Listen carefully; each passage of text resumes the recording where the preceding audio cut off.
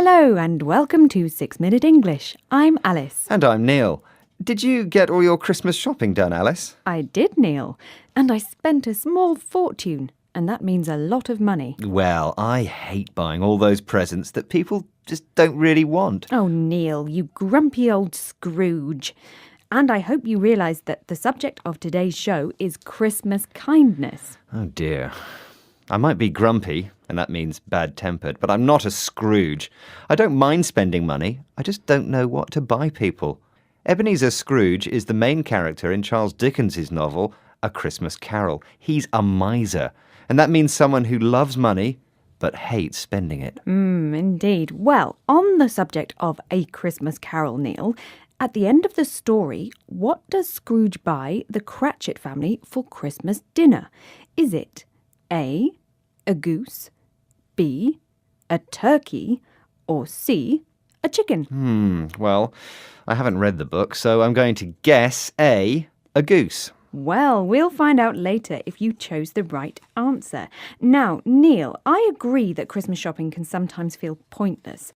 But we mustn't forget what a magical time Christmas is for young children. Well, that's true. I remember how hard it was to get to sleep on Christmas Eve, worrying that Santa Claus would get stuck in our chimney. Yes, well, Eve means the day before something. In this case, Christmas Day. Parents tell their children that Santa Claus, an imaginary old man with a white beard and red clothes, will bring them presents at Christmas time. In the UK, children believe that Santa comes down the chimney to get into the house. But it's not all fun. Increasing numbers of people these days are struggling for money at this time of year.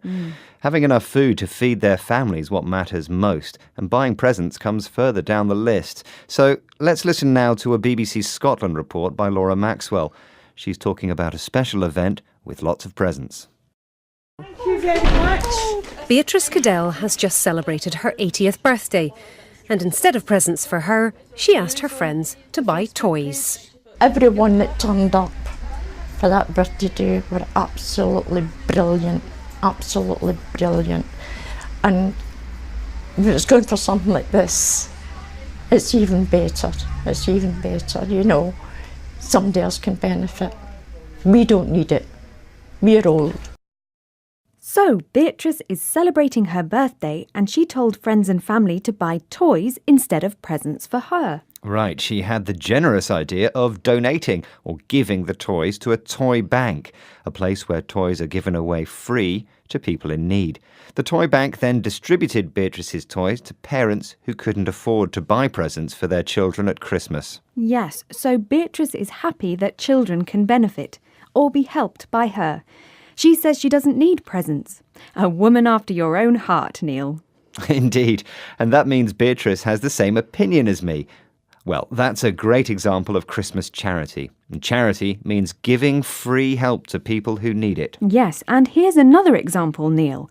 Last year in London, 20 tons of presents were donated, wrapped and delivered to a local hospital to cheer up sick children who couldn't go home for Christmas. Were they delivered in Santa's sleigh? No, Neil. They were delivered in a big double-decker bus. Let's hear about the volunteers who made this happen.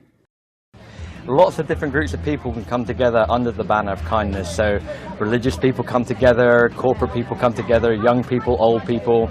It seems to be something that stretches across many, many, many different demographics. Under the banner of kindness. What does that mean, Alice? Well, being under the banner of something means being part of a group who are united in support for an idea.